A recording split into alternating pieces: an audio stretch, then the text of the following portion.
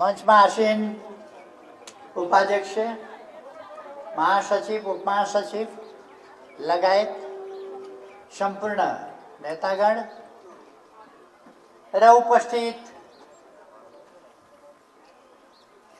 Party कमरेडहरू, युवा साथीहरू र सम्पूर्ण दिदीबहिनी तथा दाजुभाइहरू, आज हामीले यहाँ एउटा सानो भेटघाट कार्यक्रम आयोजना गरेका छौँ। सबैलाई आगामी चाडहरूको सन्दर्भमा शुभकामना भन्न चाहन्छु। धेरै धेरै शुभकामना छ सबै नेपालीहरूलाई यहाँहरू मार्फत। अहिले देशको परिस्थिति असाधारण, असामान्य रहेको छ। किनभने देशमा सरकार छ, संविधान अनुसार बनेको छैन, बलमिच्याङले बनेको सरकार छ। अहिलेका प्रधानमन्त्रीले प्रधानमन्त्री बन्नका लागि शर्त राख्नुभयो, संसद तुरुन्तै शपथ ग्रहण गरेर तुरुन्तै संसद भङ्ग गर्ने सिफारिस गर्छु। त्यो सिफारिस लागू गर्नुपर्छ र संसद भङ्ग गर्ने हो भने मात्रै प्रधानमन्त्री हुन्छु, नत्र भने देशमा जेनजीले आगो पाल्छ।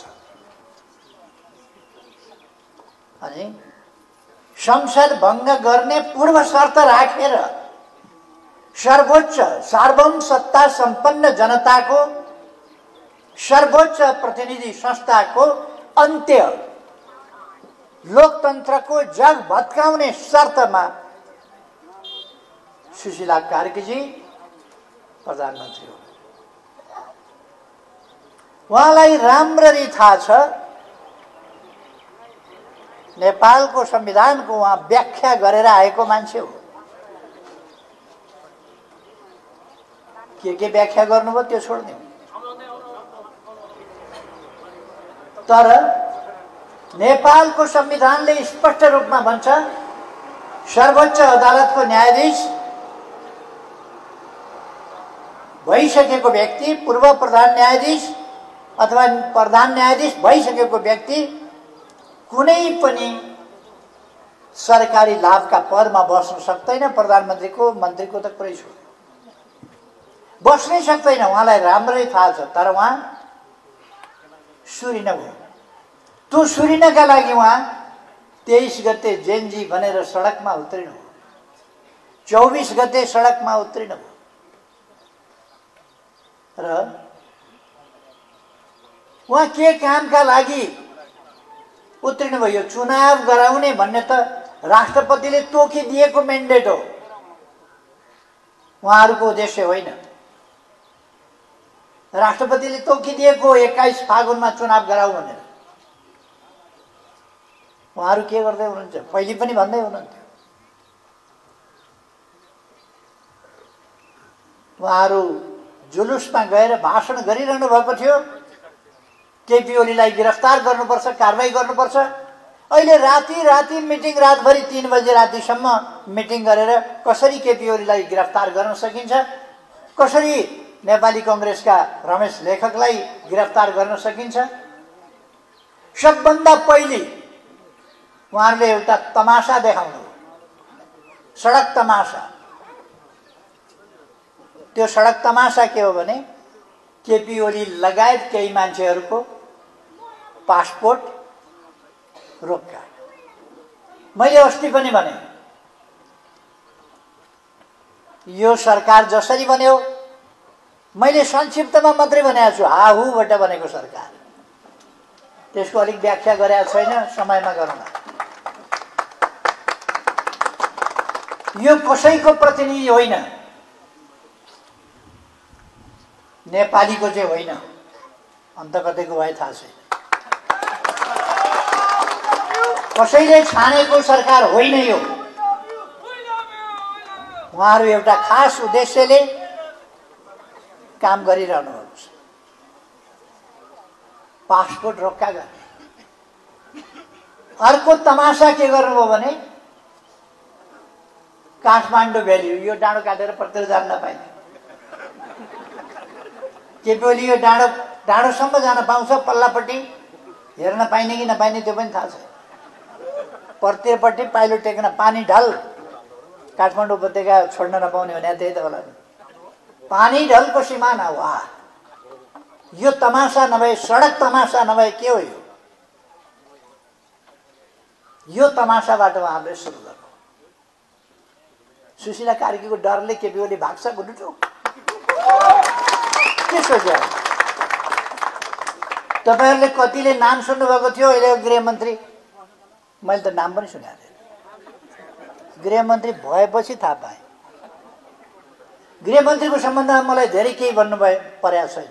गृहमन्त्री बाबुलाई धेरै नउताउलिन, नचम्किन, सम्हालिन सल्लाह दिन चाहन्छु। राजनीति ख्याल ठट्टा होइन, देश चलाउने कुरा ख्याल ठट्टा होइन। यस कुरालाई बुझेर चल्न म सुझाव दिन चाहन्छु। यति हो। हामीले पञ्चायत देखेका छौँ, निरङ्कुश राजतन्त्र देखेका छौँ, अस्ति भर्खर राजा ज्ञानेन्द्रले गरेको कु देखेका छौँ, प्रतिगमन देखेका छौँ, सबै कुरा देखिया। अनि जेल भोगेका छौँ, कठिनाइहरू भोगेका छौँ, हाम्रा लागि नयाँ कुरा होइन। हामीले भनेका छौँ यो देशको रक्षाका लागि, यो देशको सार्वभौमसत्ताको रक्षाका लागि, यो देशको स्वाधीनता, स्वतन्त्रता, भौगोलिक अखण्डताको रक्षाका लागि, यो देशको हितको रक्षाको लागि, यो देशको स्वाभिमान तल झर्न नदिनका लागि हामी जुनसुकै बलिदान दिन तयार छौँ। जिस्काउनु पर्दैन। त्यसका लागि लडेर यो ठाउँसम्म आइपुग्यो। जिस्काइरहनु पर्दैन।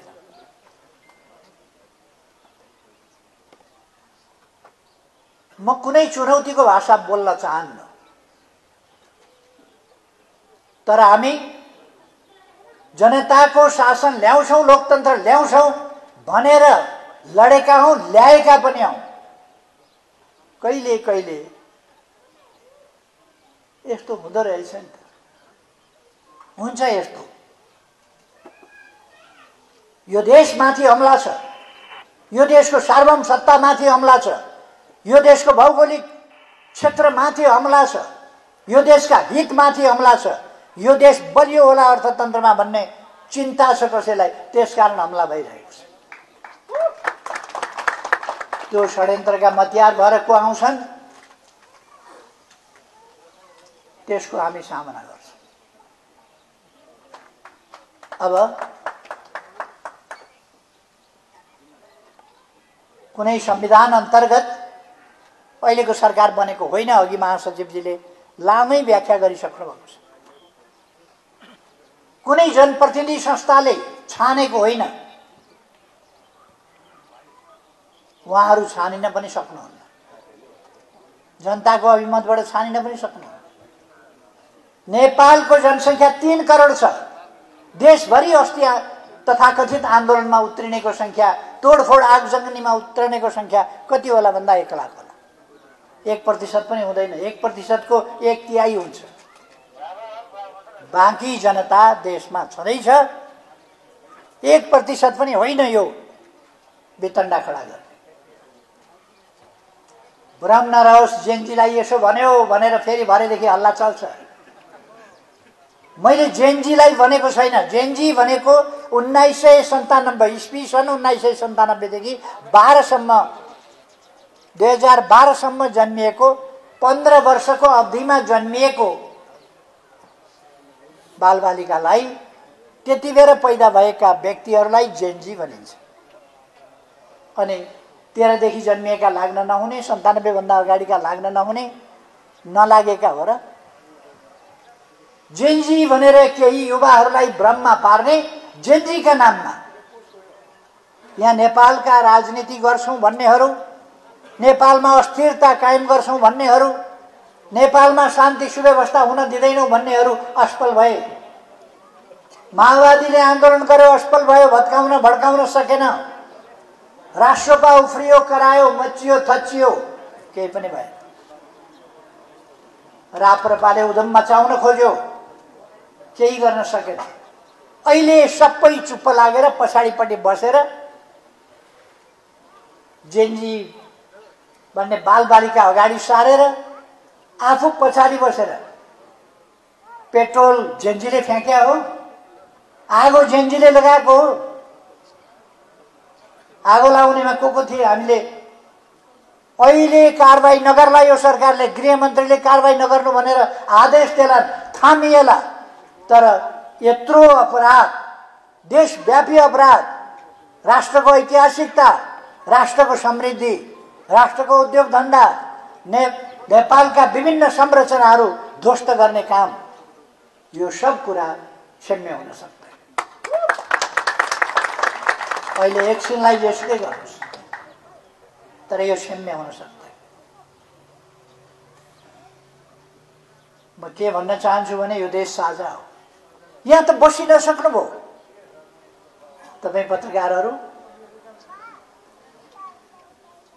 तपाईहरूले सकारात्मक कुरा लेख्नुभयो भने तपाईहरूलाई फोन आइहाल्छ। सिंहदरबार त जलाइयो, केपी ओलीको घर जलाइयो, शेरबहादुर देउवालाई पिटपाट गरियो भने त को होस्, तँलाई सिद्ध्याइदिन्छु भनेर आउँछ। वाह, यसैका लागि ल्याएको हो डेमोक्रेसी, यसैका लागि उहाँहरूले भनेको डेमोक्रेसी के ल्याएको यो? अराजकता यस देशमा स्थायी हुन सक्दैन। अराजकताको बाटोमा देश जान सक्दैन। लोकतन्त्रको बाटोमा, संविधानको बाटोमा, कानुनको बाटोमा, कानुनी राजको बाटोमा यस देशलाई फर्काइन्छ। हाम्रो सङ्कल्प के हो?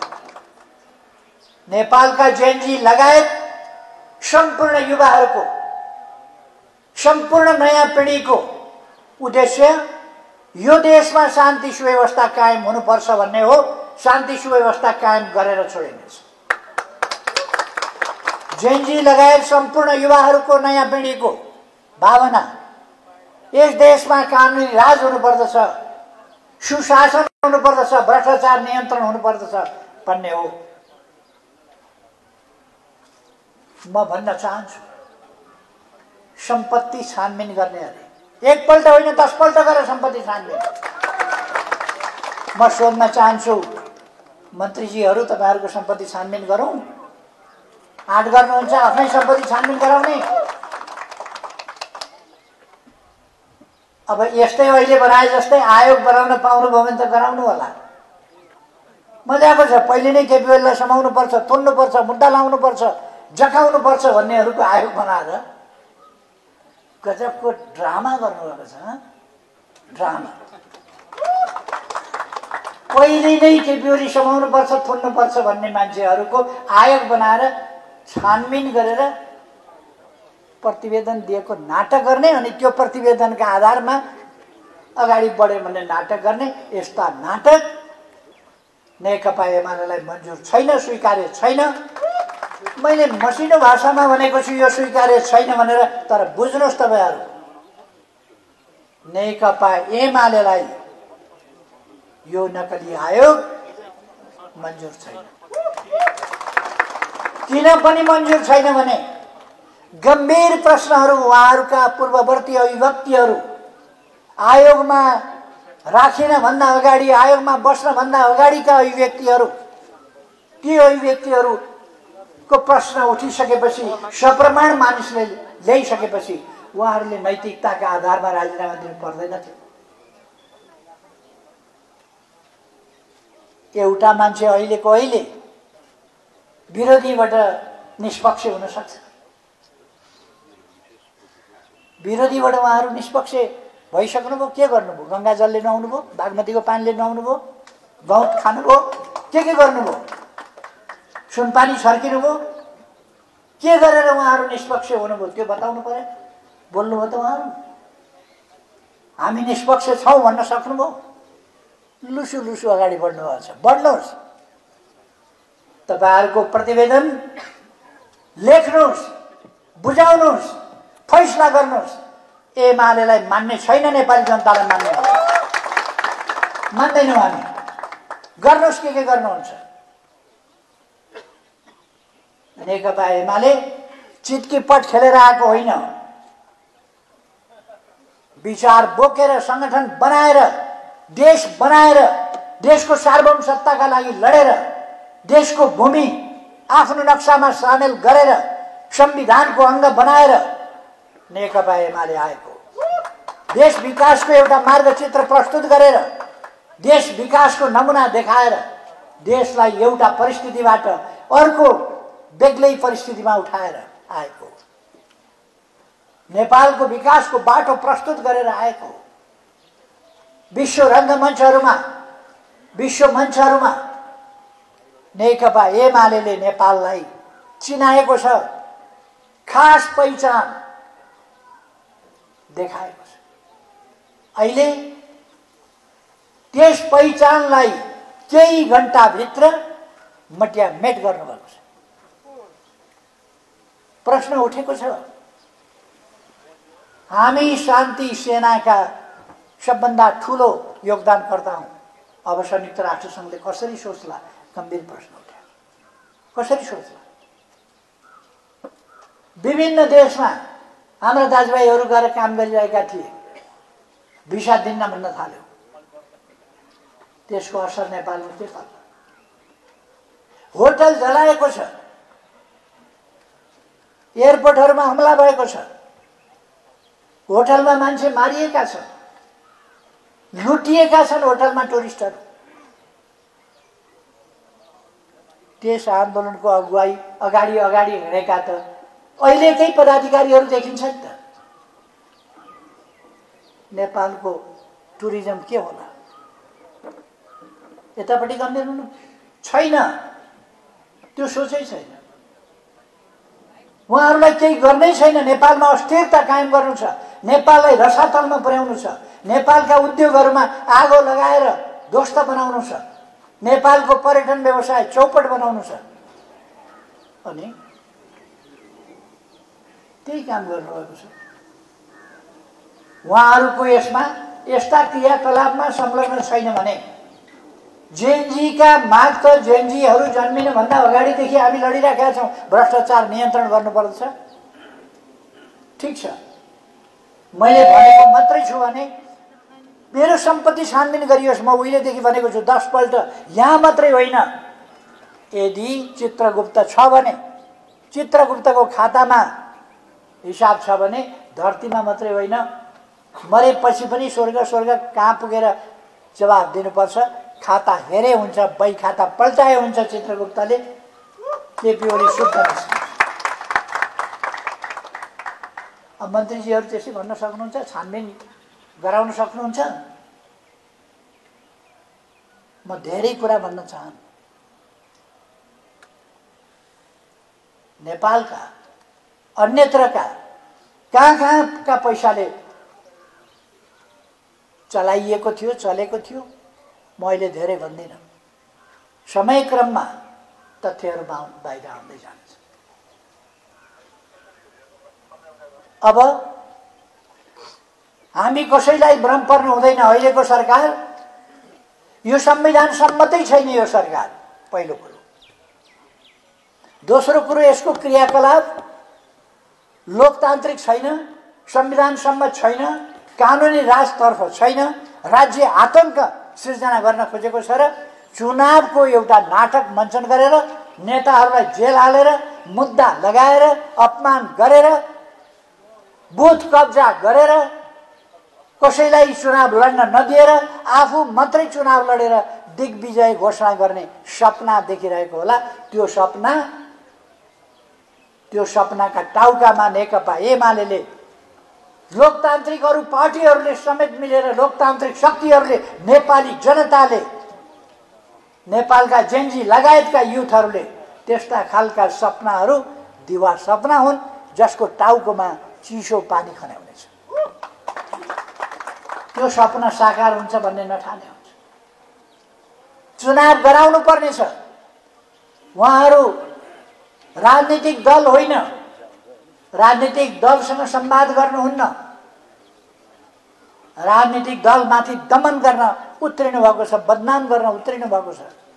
अनि राजनीतिक दलहरूसँग पौठे जोडी खेलेर, राजनीतिक दललाई बाइपास गरेर, राजनीतिक दललाई दमन गर्छु भनेर चुनाव हुन्छ। उहाँहरूका प्रतिनिधि, उहाँहरूका नेतृत्वदायी व्यक्तिहरू अनधिकृत भए पनि अधिकृत आधिकारिक ढङ्गले भूमिका खेलिरहेका व्यक्तिहरू भनिरहेका छन् नेताहरूलाई चुनावमा निस्किनै दिँदैन भनेर। जसको निर्देशनमा उहाँहरू काम गर्दै हुनुहुन्छ। हामीले देखिराखेका छौँ त, गृहमन्त्रीले विभिन्न व्यक्तिहरू बोलाएर फलानाका विरुद्ध उजुरी ल्याऊ, निवेदन हाल भनेर माग गर्नुभएको छ। उनीहरूले निवेदन दिएका छन्, निवेदन आयो, प्रेसर आयो भनेर उहाँहरूले कारवाही गर्न दबाब दिइरहनु भएको छ। यो दुनियाँमा लुक्या छ कतै? कहीँ लुकेको विषय हो र यो लुकेको विषय होइन। उहाँहरू यी सब काम गरिरहनु भएको छ। यो ड्रामा हो, ड्रामा गरिरहनु भएको छ र नकारात्मकतामा ड्रामा। देशको अहित हुने गरेको, शान्ति सुव्यवस्था खल्बलिने गरेको ड्रामा उहाँहरू गरिरहनु भएको छ। चुनाव होइन, उहाँहरू गर्न खोजिरहनु भएको छैन चुनाव। विभिन्न देशमा हामीले देखेका छौँ, विभिन्न देशमा चुनाव 6 महिनाभित्र हुन्छ भन्ने कति वर्षदेखि चुनाव हुँदैन। म्यानमारमा कहाँ चुनाव भयो? जननिर्वाचित सरकारलाई अपदस्थ गरेर, लोकतन्त्रलाई मिचेर, संविधान मिचेर बनेका सरकारहरूले लोकतन्त्र चाहेका हुँदैनन्, लोकतान्त्रिक बाटोमा मुलुकलाई फर्काउँदैनन्। यो विभिन्न देशमा देखिया छ। जनताले तिनीहरूलाई बाध्य बनाएर देशलाई फेरि लोकतान्त्रिक बाटोमा फर्काउनुपर्छ। असंवैधानिक ढङ्गले संसद विघटन गरिएको छ। संसद विघटन गर्ने अधिकार, संविधान मिच्ने अधिकार कसले प्राप्त गर्यो? कहाँबाट प्राप्त गर्यो? कहाँबाट प्राप्त गर्यो?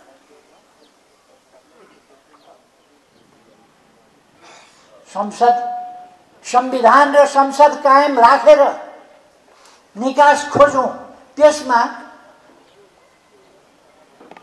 त्यति बेलाका निर्णायक पक्षहरूको पनि सहमति थियो। मसँग कुरा हुँदा संविधान कायम राख्ने, संसद कायम राख्ने र संविधान र संसद भित्रबाट निकास खोज्नेमा सबैको सहमति थियो। तर वार्ता सरकारले गर्न नपाउने, वार्ता सरकारले होइन, सरकारले राजीनामा गर्नुपर्ने, वार्ताहरूले नै गर्ने। दुनियाँमा कहाँ हुन्छ त्यस्तो? राजनीतिक दलहरूले वार्ता नगर्ने, राजनीतिक दलहरू वार्तामा नबस्ने, अरूले नै गर्ने। राजनीति देशको कसरी लाने भनेर दलहरूले, जो संविधानका निर्माता हुन्, लोकतन्त्रका सर्जक हुन्, ती राजनीतिक दलहरूले देश शासन केहीतिर हेर्न नपाउने अनि अचानक भुइँफुट्टा तत्त्वहरू निकालेर शासनका गफ गर्ने। त्यसो भए अब हामीले देशलाई सही बाटोमा फर्काउनका लागि असंवैधानिक ढङ्गले विघटन गरिएको संसद तत्काल फिर्ता गर्ने मागलाई राखेर नै अगाडि बढ्ने बाहेक अर्को विकल्प छैन। तर मैले विश्वास लिएको छु नेपाली कांग्रेसले पनि यही बाटोमा आफूलाई अगाडि बढाउनेछ, नेकपा एमाले यही बाटोमा अगाडि बढ्नेछ, अरू पार्टीहरू पनि यही बाटोमा अगाडि बढ्नेछ। अर्को बाटो छैन देशलाई लोकतान्त्रिक पक्ष बाटोमा, प्रणालीमा फर्काउने। त्यसो गरेनौं, असंवैधानिक र अलोकतान्त्रिक कदमहरू, क्रियाकलापहरू त्यसलाई हामीले स्वीकारेर मान्यता दिएर अगाडि बढ्न खोज्यौं भने देश बर्बादीमा फस्छ। हामीले समयमा दृढतापूर्वक उपयुक्त कदम चाल्न सकेनौं भने पछि ढिला भएछ भनेर पछुतो मान्नु मात्रै हुनेछ। कतिपय मानिसहरू भन्छ फागुन 21 गते चुनाव भएन भने त्यसपछि संसद पुनर्स्थापनाको माग गरौँला। संसद विघटन असंवैधानिक छ, गलत छ, गैर कानुनी छ, अलोकतान्त्रिक छ, यो देश हितका विरुद्धमा छ। हामीलाई थाहा छैन र पर्खिनु पर्यो फागुन 1 गते। फागुन 1 गते पर्खिनु परेको छैन। हामी अगाडि बढ्ने बेला भएको छ। नेपाली जनता आन्दोलनको आँधी तुफान सिर्जना गरेर अगाडि बढ्नुपर्छ। अब हामीले नागरिकहरूको सुरक्षालाई लिएर शान्ति र जनताको सुरक्षा, यसको प्रबन्ध हामी नागरिक आफैले राजनीतिक दलको अगुवाईमा, राजनीतिक दलले यसमा अगुवाई गर्नुपर्दछ। नेकपा एमाले अगुवाई गर्नेछ। त्यसकारण पहिलो कुरा त देशको रक्षा गर्न नागरिकहरूको त रक्षा हुनु पर्यो नि। देशमा शान्ति सुव्यवस्था कायम गर्न, नागरिकहरूको जीवधनको रक्षा गर्न अब जनता आफैले आफ्नो तयारी गर्नुपर्छ। त्यस बाटोमा हामी अगाडि बढ्ने र त्यसरी देशलाई एउटा सुरक्षित बाटोमा, लोकतान्त्रिक बाटोमा अगाडि बढाउने। कुनै पनि हालतमा हामी संविधान मासिन, संसद मासिन, संसदमाथि बलजफ्ती थिचोमिचो गर्न दिन दिँदैन। त्यसकारण म सबै साथीहरूलाई, दाजुभाइ दिदीबहिनीहरूलाई आग्रह गर्न चाहन्छु र विशेष गरी देशभरिका हाम्रा तमाम युवाहरूलाई, नयाँ पिँढीलाई म आग्रह गर्न चाहन्छु, तपाईहरुले धेरै बाँच्नु छ। तपाईहरु गम्भीर हुनुपर्दछ। देश बर्बाद बनाइँदैछ। देशको अस्तित्व खतरामा छ। देशको अस्तित्व जोगाउन, देशलाई बर्बादीमा जान नदिन युवाहरू सचेत ढङ्गले अगाडि बढ्नुपर्दछ। भ्रष्टाचार विरोधी हाम्रो अभियान साझा अभियान हो, जारी रहन्छ। सुशासन हुनै पर्दछ भन्ने हाम्रो अभियान साझा अभियान हो। म प्रधानमन्त्री भएर मैले शान्ति सुव्यवस्था कायम गर्न खोजेँ, सुशासन कायम गर्न खोजेँ, भ्रष्टाचार नियन्त्रण गर्न खोजेँ। तर म एक्लै त छैन नि देशमा। म एक्लैले नगरेर मात्रै हुँदैन। भ्रष्टाचार कायम छ अझै। त्यसलाई नियन्त्रण गर्नुपर्दछ। मैले नारा दिएको थिएँ, म भ्रष्टाचार गर्दिनँ, अरूलाई पनि गर्न दिन्न। मैले गरिनँ, अरूलाई पनि गर्न दिइनँ थाहा पाएसम्म। मलाई खुसी लागेको थियो जेनजीहरूले भ्रष्टाचार नियन्त्रण होस्, देशमा सुशासन होस् भनेर माग राख्दा म खुसी भएको थिएँ। मेरो अभियानमा मैले ठुलो साथ पाएको छु भनेर खुसी भएको थिएँ। अब युवाहरूलाई साथ लिएर युवा परिचालनबाट यी कामहरूलाई अगाडि बढाउनु पर्छ भन्ने मैले सोचेको थिएँ। तर 23 गते एउटा अनौठो घटना भयो। म अहिले धेरै कुरा भनिरहन चाहन्न, तर 23 गतेको गोलीकाण्ड, 24 गतेको आगजनी तोडफोड र लुटपाटको लागि आधार बनाइएको थियो, तयारी थियो, त्यसका लागि गरिएको थियो। अनि व्याख्या यसरी गरियो, 23 गते भन्दा अगाडि केपी ओलीको समर्थन थियो र के कारणले केपी ओलीको विरोध भएको थियो देशमा? कारण केही पनि छैन। देशभक्तिको पक्षमा, देशको भूमिको पक्षमा, देशको विकासको पक्षमा, देशमा सुशासनको पक्षमा। यही भएर त केपी ओलीको विरोध गरेका थियो। कमिसनखोरहरूको चित्त दुख्या थियो। अर्को, जेनजीले किन सामाजिक सञ्जाल बन्द गरियो भनेर माग गरे, विद्रोह र असन्तोष गरे भने सामान्य कुरा हो, केही जेनजीले नबुझ्या होला। तर हामीले बन्द गरेका थिएनौँ। 1.5 वर्षभन्दा अगाडिदेखि सामाजिक सञ्जालहरूलाई सबैलाई भनेका थियौँ, नेपालमा कुनै व्यवसायिक क्रियाकलाप गरिन्छ भने नेपालमा त्यस्तो व्यवसाय दर्ता गर्नुपर्दछ। यो एउटा सार्वभौम सत्ता सम्पन्न राष्ट्र हो, देशको सार्वभौम सत्ता हेप्न पाइँदैन। त्यही भने म आफू हेपिन तयार हुन सक्छु, मलाई हेपेको म सहन्छु, तर मेरो देशलाई हेप्न पाइँदैन। मेरो देश हेपेको छैन। मैले त्यही भनेको, दर्ता गर्नुपर्छ। यो देशमा पैसा कमाउने, ट्याक्स नतिर्ने, कुम्लो पारेर अन्तै लिएर जाने, यो कुरा चल्दैन, फेरि पनि चल्दैन।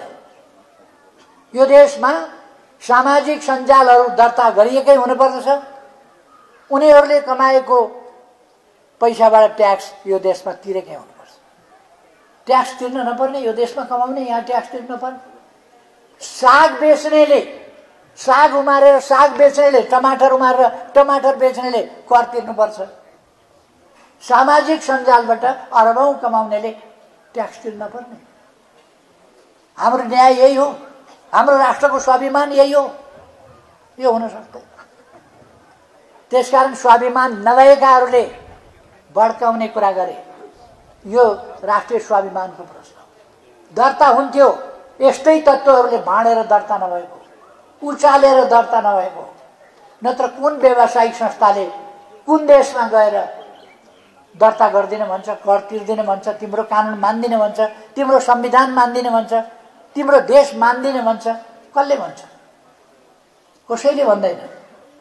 तर यहीँ भित्रबाट उचालियो, त्यसलाई पनि माध्यम बनाउन खोज्यो। त्यसर्थ यो सबै एउटा अफवाह हो। हामी अफवाहका पछाडि कुद्नु हुँदैन, अफवाहका पछि होइन। यति बेला राष्ट्रलाई एकता चाहिएको छ, राष्ट्रलाई एकता चाहिएको छ। तर अहिलेको सरकार एकताको पक्षमा होइन, अनेकता, भाँडभैलो आदिको पक्षमा। यसबाट देशलाई जोगाउनका लागि लोकतान्त्रिक शक्तिहरू एक ठाउँ मिल्न पर्दछ र लोकतन्त्रको रक्षा मार्फत, सामाजिक न्याय र समानता मार्फत शान्ति सुव्यवस्था कायम गर्दै देशलाई समृद्ध नेपाल, सुखी नेपालीको बाटोमा अगाडि बढाउनु पर्छ। म सबै साथीहरूलाई आग्रह गर्न चाहन्छु, यति बेला राष्ट्रिय सहमति समझदारी चाहिएको। यदि जे भयो भयो, अब देशलाई संवैधानिक र लोकतान्त्रिक बाटोमा फर्काउन सरकार पनि तयार छ भने, यसरी यदि तयार छ भने त्यस सन्दर्भमा सरकारले त्यस प्रकारका क्रियाकलापहरू देखाएर अगाडि बढ्नु पर्यो। तर सरकार उल्टो बाटो हिँडिरहेको छ। हामीलाई देशमा शान्ति सुव्यवस्था चाहिएको छ, आतंक र अराजकता होइन, शान्ति सुव्यवस्था चाहिएको छ। त्यसर्थ त्यो शान्ति सुव्यवस्थाको बाटोमा देशलाई फर्काउनका लागि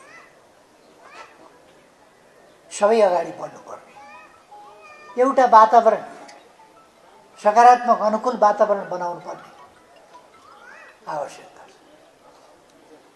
यसका लागि पहिलो कुरा त लोकतान्त्रिक शक्तिहरू एक ठाउँ भएर लोकतन्त्रको पुनर्बहाली, मुख्य कुरा यति बेला लोकतन्त्रको पुनर्बहाली,